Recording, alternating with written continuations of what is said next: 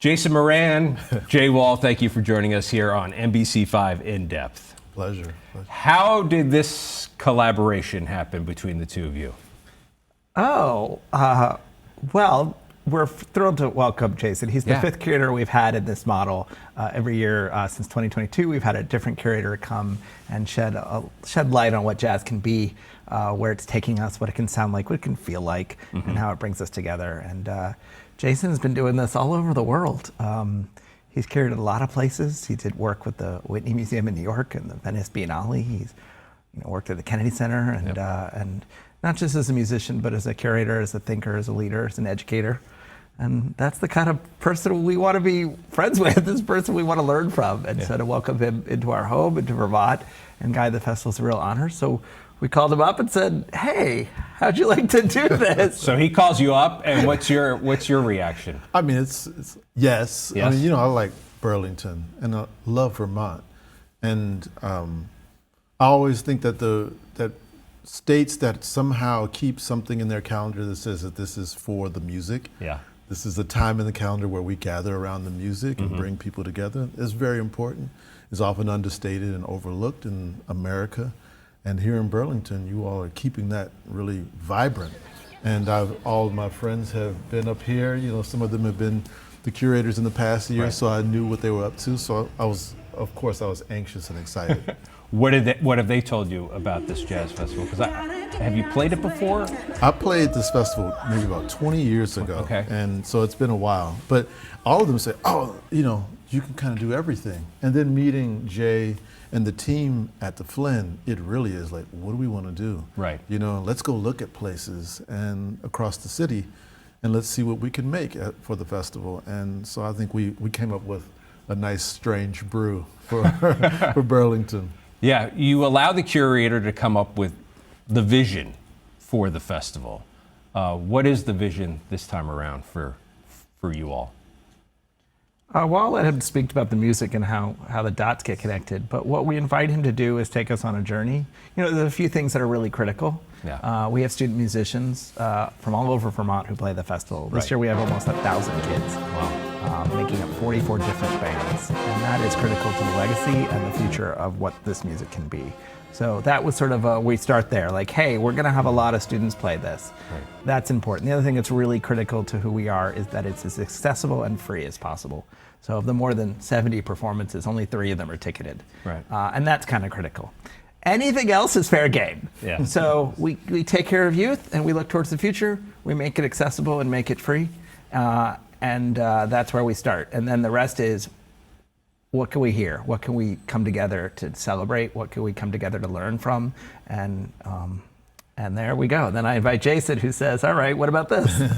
Yeah, I think maybe for me, I mean, a good festival is like when you have a play at a festival, and then I want to stay to hear who's going to play next. Yeah. Where you feel like it's a family of kind of thinking, a family of soulfulness, that make us as traveling performers feel at home. And so we invited a crew of people, great singers, skateboarders and figure skaters, to be together for the weekend, and the late night jam sessions where anything can happen. So in that way, I wanted a crew that would also make me feel good, because I'm the first listener. Right. Is I want to be in the audience to just really listen to what Mavis Staples has to say today. Right. And that is the fuel too. Not only are you going to listen, but you're going to play. Of course. The first 3 nights. That's. I mean, usually you have your curator maybe open and close the festival, but to play the first 3 nights is something special, right? Jason he's a Swiss Army knife, right? He's got all these interests and talents and leanings, and we want to celebrate that. And so, he opens. He's going to play with Savion Glover. I mean, I can't think of anything more thrilling. And then the very next night, he's going to play with the Vermont Youth Orchestra, doing a whole tribute to Duke Ellington. And then the very next afternoon, he's going to play with skateboarders from across the Vermont at A-Dog Skate Park. And that shows the kind of versatility and curiosity that he brings.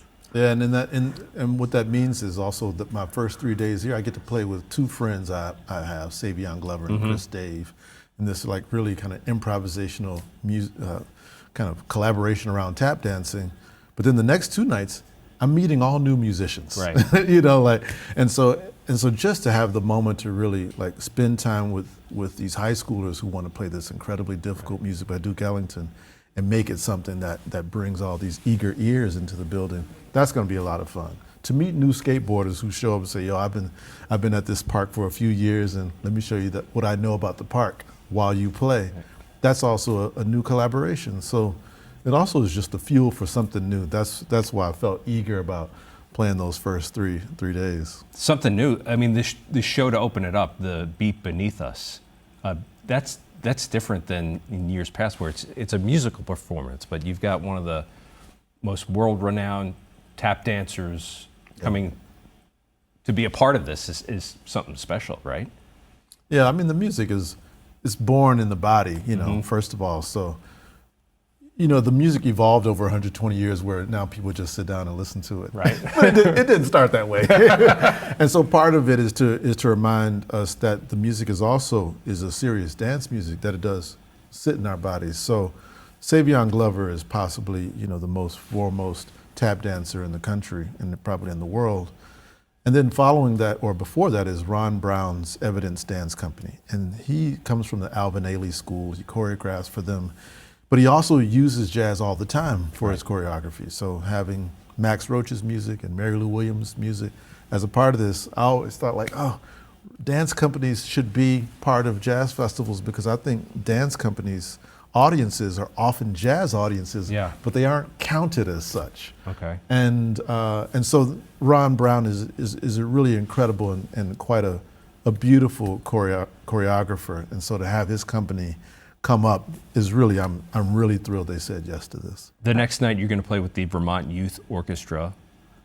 You're not only a pianist and a composer, but you're also an educator. I mean, you teach people how to play great music. So you've got to be really excited about working with these young folks. Oh, it's incredible. I mean, earlier today they played for the press conference. 8 of them played. And they were nervous, but they were very good. Yeah. And so I'm excited that we get to kind of like unpack Duke Ellington's music together. And then to top it off, I teach at New England Conservatory in Boston.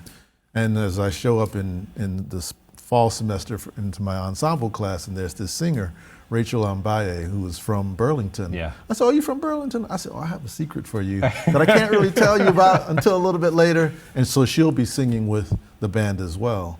And I think for the students who are in high school, they'll see her and almost see a version of themselves. Like, if I continued, then maybe I would go to these conservatories, or I would dive into the music. And for her to kind of return home during the summer and share the stage with us, it's going to be a tremendous night. How important is that, Jay, to get the local talent and the local kids involved in this each and every year? Well, I mean, it's the Vermont Festival. It's the biggest performing arts event in the state. Right. If we don't celebrate all the beautiful music we make here, then, what are we doing? And how do we connect that? These young folks, there's this young girl who did her very first recital with the festival last year as part of the festival, and then goes off to the New England Conservatory of Music, gets to work with this musician who becomes our curator, and then invites her back to her hometown to sing while he plays Duke Ellington on the main stage of the Flynn. That story, it's beautiful, and it's critical. And who can be a musician? That's partly where we open with dance. It starts in the body, but Savion isn't just a tap dancer, he's a musician. He's one of the foremost percussionists I've ever heard. And how he takes us, we call it the Beat Beneath Us, because that's some powerful ideas there that he shares. And then the next night we have someone who grew up in South Burlington and learned to sing here and then goes off to the world. So these things connect. Yeah. This is going to be a family affair for you. Your wife's going to be here as well. That's right. Talk about her show, because this is happening at the beginning of June, but this is happening at Letty Park, and it's going to be on ice. That's right. Alicia Hall Moran is a figure skater. Jay is a figure skater as well. That's what came up in our conversation. But Alicia, for the past 10 years, has been thinking about songs for the ice. Okay. And she does a lot of time in New York skating with other ice theater companies and writing songs for these moments that occur on the ice. Not simply about the ice as this hard frozen water, but also the metaphors in it. What gets frozen, what gets preserved. So she's written this suite of music that she's been performing on the ice. And so Alicia deals with figure skating and brings on the Sunday people out to Letty Park, to this incredible rink you all have out there by the lake. And we get this kind of like afternoon concert, you know, in this skating rink. Skating in June. In June, come on. Hey, I mean, you know. It was an Olympic year. We all watched Alyssa win the gold medal. Absolutely. And figure skating's in the air. That's right. You know, Alicia's an incredible musician. She's just released a new album called Cold Blooded. We're really going to do some of the first live performancing of this new album. That's right. And we start on that Saturday with you with skateboarders, and then the next night, next afternoon with Alicia with figure skaters. Again, the body, jazz in the body, music in the body. The body expresses the music, the body celebrates the music, the body makes us feel things. And I mean, this is so cool. And those are just the afternoons, right? So we're at the skate park on Saturday and the ice arena on Sunday, but then in the evening on Saturday, of course, the body, we're all going to dance together with 5,000 of our neighbors to Preservation Hall and Mavis Staples. Like, there's some feels here. Yeah. I mean, also, you know, I live in New York. Alicia and I live in New York. And look, we love the city. And it's got a lot of theaters and it's got a lot of clubs. And so a lot gets prescribed into those spaces, right? But the city, we know just the street is also the concert hall.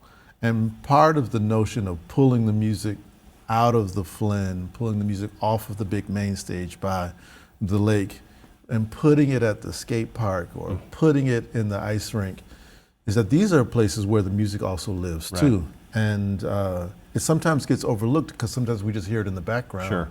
But what if we went into these spaces still with the listening and not just the viewing in mind? And so that kind of heightens the awareness that I look forward to. Well, we're looking forward to it in a couple of weeks.